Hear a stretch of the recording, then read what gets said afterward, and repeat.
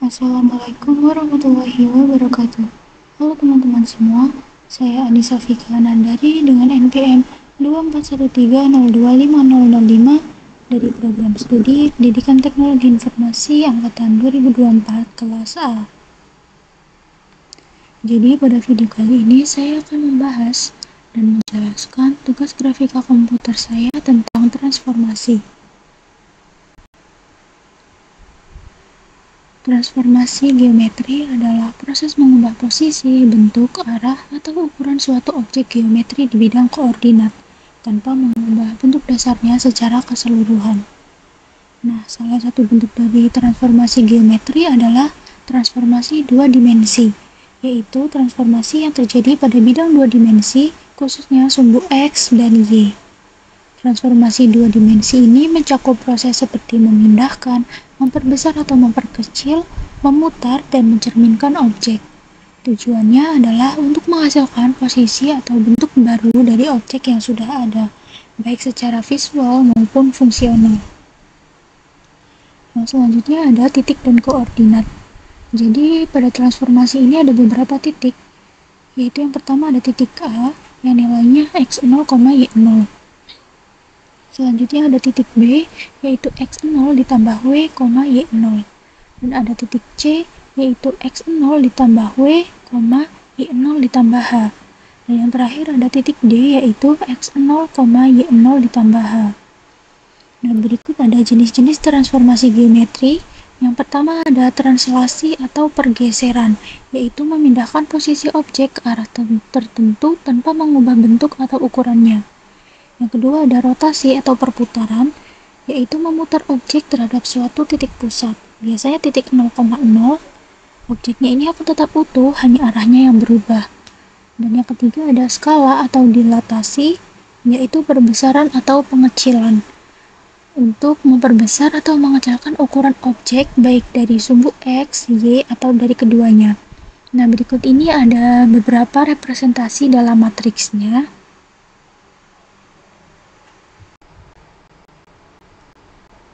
Selanjutnya kita beralih ke spreadsheet. Nah, di sini kita akan membuat grid dan matriks transformasi. Kita buat gridsnya terlebih dahulu. Nah, di sini ada 4 poin penting. Yang mana x0 dan y0 ini titik awal, w ini lebar, dan h ini adalah tinggi. Di sini kita bisa menggunakan angka bebas. Saya menggunakan x0-nya itu 2, y0-nya 5, w-nya 4, dan h-nya itu 5.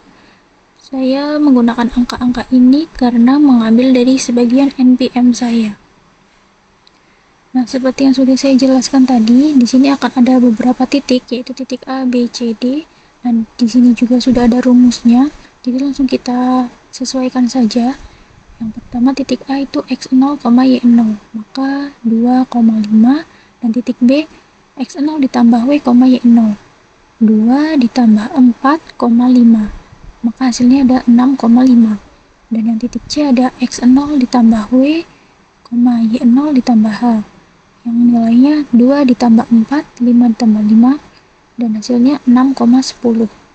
Dan yang terakhir ada titik D, yaitu x0, y0 tambah h. x0 yaitu 2, y0 yaitu 5 ditambah h 5, maka hasilnya adalah 2,10. Nah, berikutnya kita asumsikan di tabel yang sudah ada ini. Yang pertama 2,5 x2, y5. Nah, di sini titik A-nya, berikutnya titik B-nya yaitu x6, y5 di sini, dan titik C-nya x6, y10 di sini. Oh, maaf, berarti di sini salah tulis. Dan yang terakhir 2,10. Ini dia, berarti ini titik D.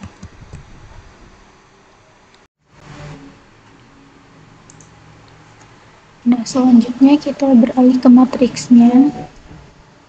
Jadi di sini ada koordinat titik asal, yaitu titik A, B, C, D dari yang sudah kita cari di grid tadi. Dan di sini ada perhitungan koordinat titik hasil. Jadi nanti kita bakal cari koordinat titik hasil dari A, B, C, dan D.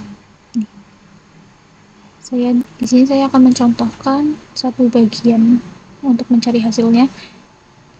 Titik A, nah di sini ada matrans 4, matrans 3, matrans 2, dan matrans 1. Nah, jadi rumus-rumus ini merupakan rumus-rumus dari translasi, rotasi, dan skala. Seperti yang sudah saya tunjukkan di awal penjelasan tadi, jadi Tx, Ty, kosin, Sx, Sy. Nah, pertama kita asumsikan angka-angkanya terlebih dahulu. Nah, di sini untuk Tx-nya saya gunakan angka 5, Ty-nya 5, Sx-nya 2, dan Sy-nya 4. Langsung saja kita asumsikan di sini. Nah, Tx karena tadi 5 kita ganti di sini 5. Ty-nya juga 5. Nah, berikut ada cos. Cosnya itu 0. Terus ada min sin yaitu min 1. Sini sin 1 dan cos di sini 0. Nah, di sini ada Sx, Xx-nya tadi 2 dan Sy-nya 4. Sini ada 2 dan di sini 4. Di sini ada min Tx dan min Ty. Ini min 5. Di sini 5. Nah, untuk yang ujung akhirnya ini kita gunakan angka ini. 2,5 ini untuk X dan Y-nya, dan 1 ini karena memang udah ada dari sananya, dari rumusnya. Jadi kita ikutin aja. 2, 5, 1. Nah, untuk nyari bagian selanjutnya ini, pertama kita cari bagian akhirnya terlebih dahulu. Gimana caranya? Jadi caranya itu di sini pertama ini bagian matrans yang ini satu ini dikali dengan bagian X, terus ditambah bagian ini dikali dengan Y, ditambah lagi bagian matrans yang ini dikali dengan 1. Langsung aja kita coba.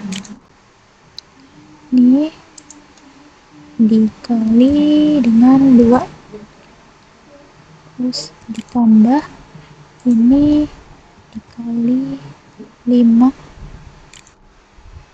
ditambah 5 dikali 1.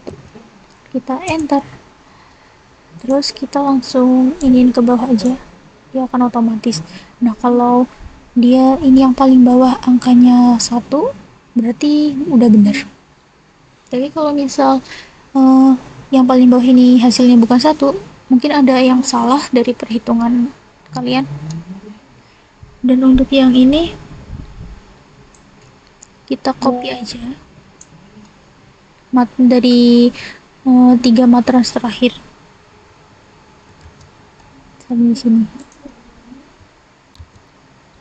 Nah, untuk cari yang bawahnya juga sama kayak yang tadi, kita bakal ngitung ngaliin matrans bagian ini sama ini. Langsung aja.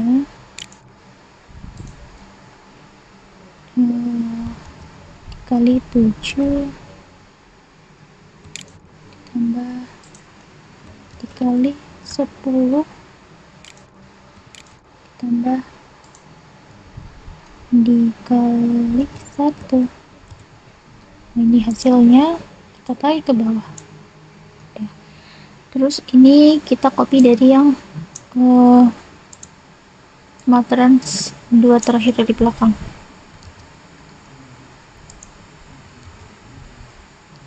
Nah, untuk yang ini juga masih sama kayak tadi. Berarti matrans yang ini bakal dikali sama ini.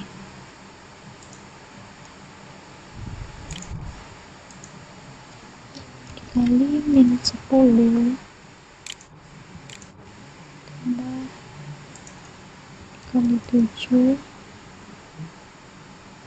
ditambah dikali 1. Hasilnya kita tarik ke bawah. Terus yang ini kita copy dari yang ini, trans paling belakang.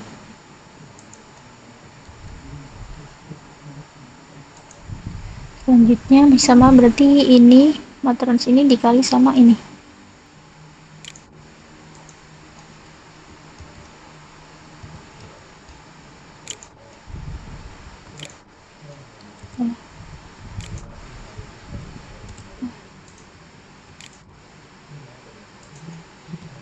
Kali 28 ditambah kali 1. Nah, ini dia untuk hasil akhirnya. Nah, jadi ini koordinat titik hasil dari titik A. Nah, yang lainnya juga sama, ininya tetap sama. Yang membedakan itu bagian belakang. Bagian belakangnya itu disesuaikan dengan titik A, B, C, D ini. Dan ini untuk hasil semua perhitungan. Yang A itu jadinya min 25,23, yang B min 25,39, yang C min 35,39, yang D min 35,23. Nah, ini pas sudah diaplikasiin ke GeoGebra. Jadi ini untuk titik awal yang sebelum transformasi, dan ini untuk titik hasil setelah ditransformasi. Di sini tinggal input semua nilainya, kemudian di poligon. Mungkin hanya itu saja yang dapat saya jelaskan. Mohon maaf atas kekurangan dari penjelasan saya ataupun ada salah kata. Saya akhiri. Wassalamualaikum warahmatullahi wabarakatuh.